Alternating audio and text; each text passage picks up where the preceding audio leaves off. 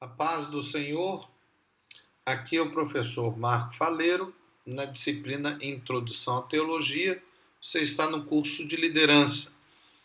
E nós estamos em mais uma ava que nós vamos continuar a falar um pouco mais acerca da questão básica do que é a teologia, como ela foi construída, né? Ou como ela é construída. E nós terminamos a última ava falando sobre teologia sistemática. Eu queria fazer essa afirmação: a teologia sistemática é a construção do credo cristão. Todas as igrejas cristãs têm que ter um credo, né? Que é a interpretação da doutrina da Bíblia, a base dessa tradução, dessa interpretação. Isso é a teologia sistemática daquela igreja. A sua igreja tem um credo. A teologia sistemática, então, é um manual de doutrinas. Basicamente é isso. Todas as igrejas têm um manual de doutrina. Pode ser formal ou informal, mas tem. Mas o que é doutrinas? Nos vem, então, pela própria teologia, né? Uma doutrina é o que a Bíblia, como um todo, nos ensina hoje acerca de um tópico específico. Então, um tema, né? Por exemplo, Deus. Então, o que a Bíblia fala sobre Deus? Jesus. O que a Bíblia fala sobre Jesus? Anjos. O que a Bíblia fala sobre anjos? Né? Aí tem a própria Bíblia. A própria Bíblia é um tema que a Bíblia fala do que é a própria Bíblia. Né? Aí, inclusive, é a base dessa disciplina. Nós estamos estudando basicamente bibliologia, né? Com o acréscimo de uma introdução geral sobre teologia. Então, nós temos várias doutrinas. Né? A teologia sistemática tem 10 doutrinas básicas, que para a maioria dos teólogos, todas as doutrinas, elas saem de 10 doutrinas básicas. A palavra doutrina ou dogma, ponto fundamental e indiscutível de uma crença religiosa, é o caso de dogma, tá? Por isso nós normalmente não utilizamos no meio evangélico o termo dogma, é mais usado pela Igreja Católica, né? Porque o dogma é algo que não pode ser questionado, porque eles acham que na Igreja Católica que a Igreja tem a palavra final, né?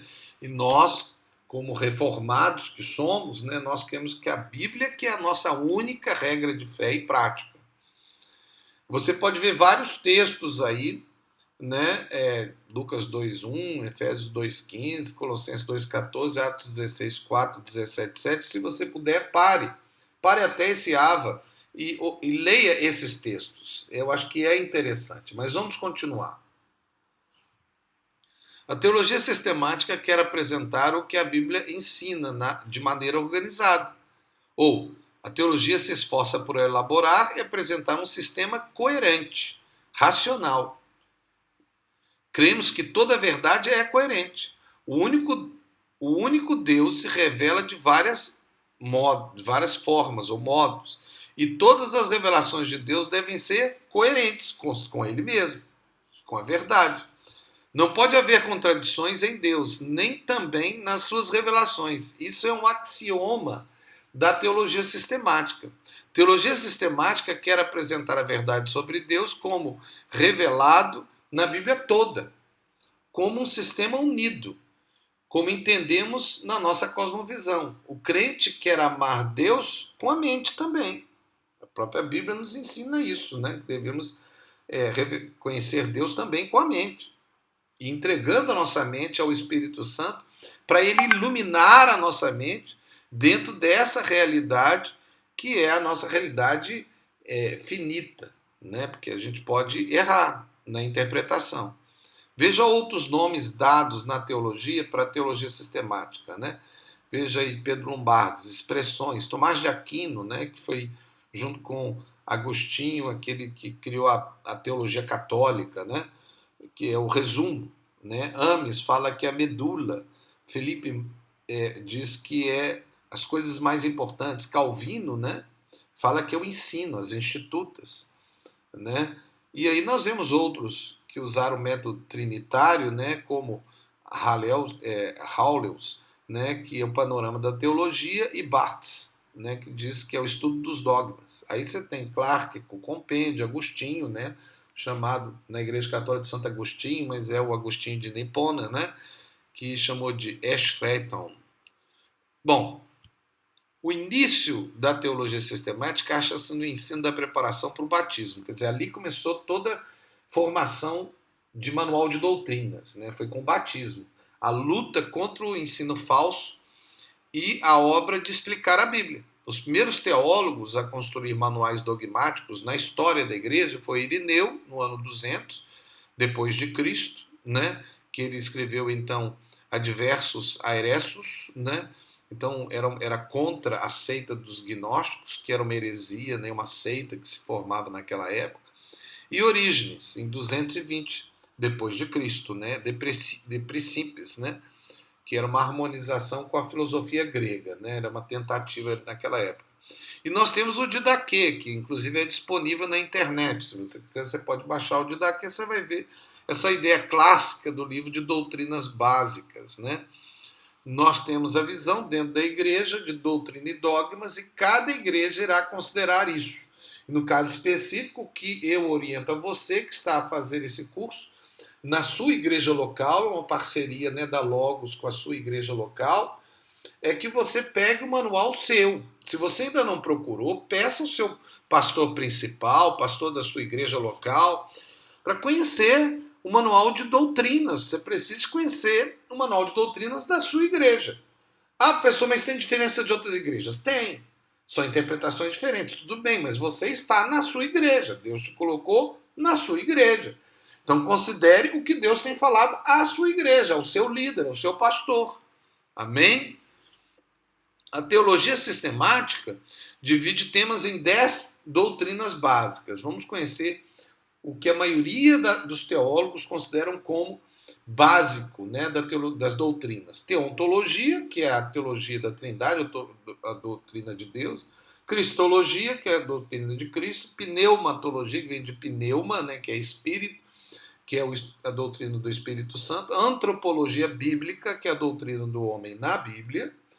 Hamartiologia, que vem de hamartio, que é pecado, né? Que é a doutrina do pecado. Soteriologia, que é a doutrina da salvação, de sotério, que é salvação. Eclesiologia, que é a doutrina da igreja, que vem da palavra eclésia, que é a igreja. Angelologia, que é um estudo sobre anjos, mas aqui inclui também a demonologia, que é o estudo dos demônios, que seriam anjos caídos. A bibliologia, que é o estudo da Bíblia, né? Ou das escrituras sagradas. E a escatologia, que vem de escatom, últimos, né? Que é o estudo das últimas coisas, da profecia. As igrejas podem considerar as divisões de formas diferentes, mas basicamente esses são os temas principais. Deles temos subtemas, né? A teologia inclui a busca humana pela verdade, que envolve o estudo da revelação da verdade de Deus em sua criação. Isso que o homem chama de ciência, né?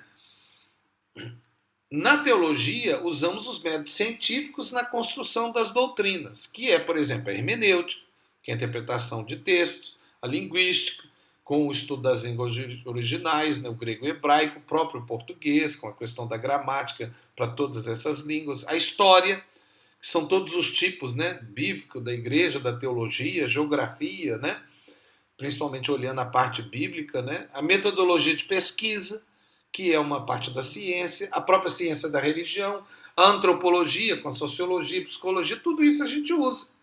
Né? Para quê? Como ferramenta para interpretar a Bíblia.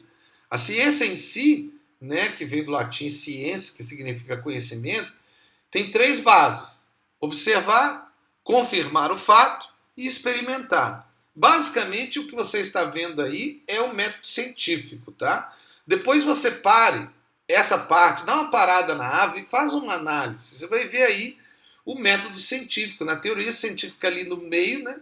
Mas ela vem primeiro com observação dos fatos verificáveis e vem as hipóteses. Depois vem as implicações com a conclusão e as previsões, os experimentos com novas observações e uma análise lógica, novos fatos que aparecem, e depois vem os resultados, que você cria a teoria ou você rejeita para reciclar a hipótese, começar as observações e chegar a uma teoria científica. Isso aí é ciência, né? Basicamente é ciência.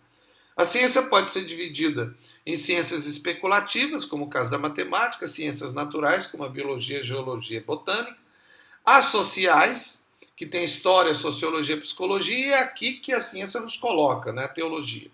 E ciências cognitivas, como a filosofia, linguística, neurociência, né? A teologia se relaciona praticamente com toda a ciência, pois toda ela, de alguma forma, revela Deus, que é o cerne do estudo da teologia. Na verdade, não existe ciência sem reconhecimento de Deus no final. A teologia tem várias linhas de interpretação, né? Como no nosso caso, a teologia pentecostal, que inclui a vertente neopentecostal, como o movimento da fé, né? Toda ela baseada na teologia reformada. Aqui, inclusive, inclui estudos como a teologia da prosperidade, da missão integral. Agora, a teologia reformada foi a quebra da teologia católica, que era agostiniana, né? Muito baseada na filosofia de Platão. Vamos só falar rapidamente dos 5 solas que a teologia reformada se baseia, né? Que são 5 solas é do latim somente, tá? Quais são os 5 solas? A gente viu rapidamente ali atrás, mas sola scriptus, somente a escritura ou a Bíblia é a nossa única regra de fé e prática. Essa é a base da teologia reformada, começou na reforma lá em 1500. Solos Christus, somente Cristo é o mediador para a salvação da humanidade. Sola gratia, somente a graça é o meio de alcançar a salvação. Sola fide, somente por meio da fé somos justificados, independente das obras do mérito próprio.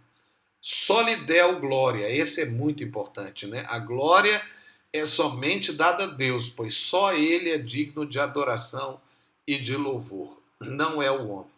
Nós poderíamos falar de outras linhas, né, como a linha calvinista, que entra na teologia da predestinação, dispensacionalista e eliancista, né? Poderíamos falar sobre até essa questão das alianças que normalmente as igrejas pentecostais adotam, né? A teologia cessacionista, que nós rejeitamos totalmente, né? A teologia fundamentalista ortodoxa, que é muito longe daquilo que a gente crê, a liberal, que é totalmente herética, né? Nós não vamos entrar nesse aspecto, mas tem outras condutas de estudo teológico, como a teologia da esperança existencial, a ecumênica, a teologia da libertação, que nós até rejeitamos porque ela acabou se misturando muito com o comunismo, né? Bom, tudo isso é apenas uma forma de interpretar a Bíblia. Portanto, é uma forma hermenêutica.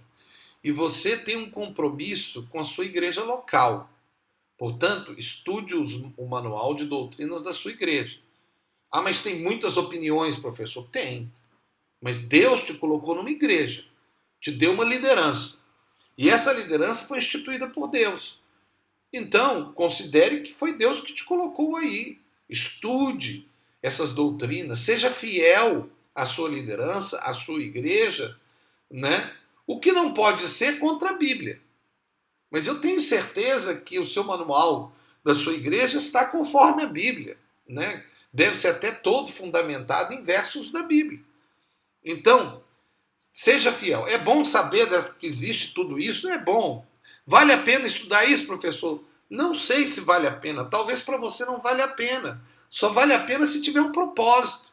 E para isso eu recomendo que você pergunte ao seu pastor se vale a pena estudar esse ou aquele tempo. Agora, na internet, todo lixo está disponível. É tanta mentira e tanta bobagem falada na internet que você tem que tomar muito cuidado com o que você vê lá.